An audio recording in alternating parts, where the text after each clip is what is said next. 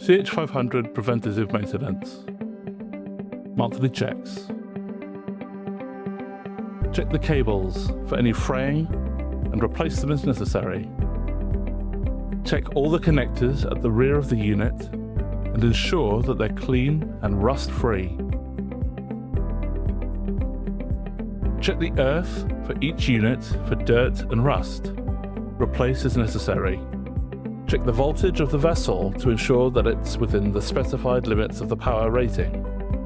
It's worth double checking if there are surges, especially when bringing online additional generators or when switching from ship to shore power. Annually grease the spur gear and the drive gear using ExxonMobil EP No. 2 grease, or a similar locally available grease every 6 months. Coat the drive shaft with ExxonMobil EP No. 2 grease every 6 months. Raise the transducer and coat the main sonar shaft every 3 months, or more if the sonar is used every day, with Super Lube synthetic grease. Annually replace the grease cotton.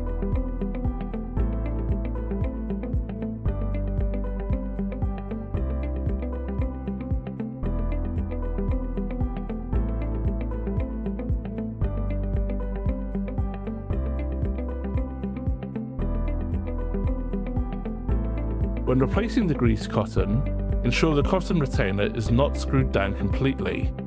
Leave a 7 to 9 mm, which is 1/4 inch, gap, so the grease cotton doesn't bind the shaft when raising or lowering the sonar.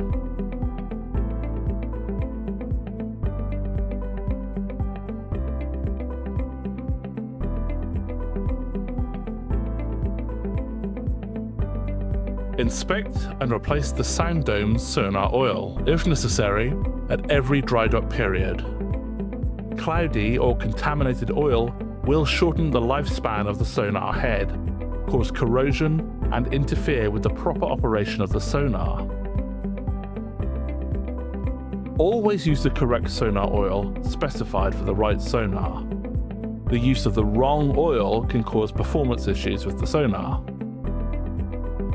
At dry dock periods, clean the transducer. Use softwood or a sharpened wooden stick to remove hardened crustacea, and then a soft Brillo pad with soft scrub to remove the remaining debris.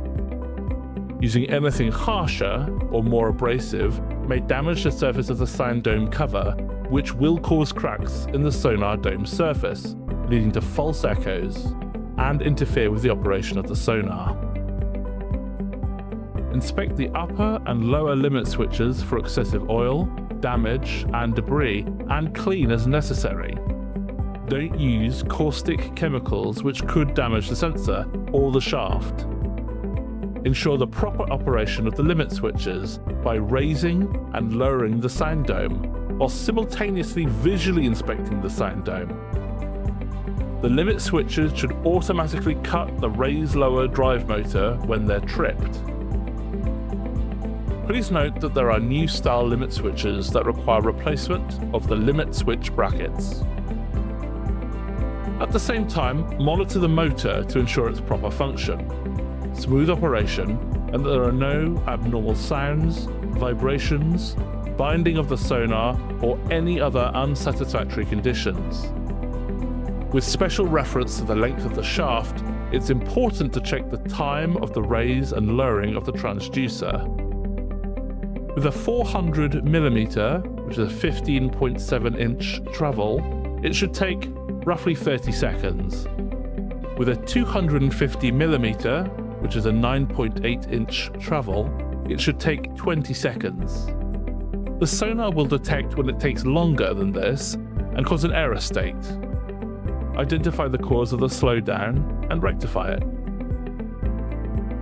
While the sonar is powered off and isolated with the fuse removed, manually raise and lower the transducer to observe that the operation is smooth, does not bind, that there is no excess wear on the gears, that there is no damage to the mechanisms, and that the shaft can raise and lower to the limits without jamming or impediment.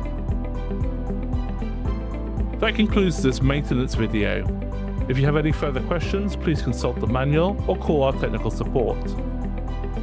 Thank you for watching.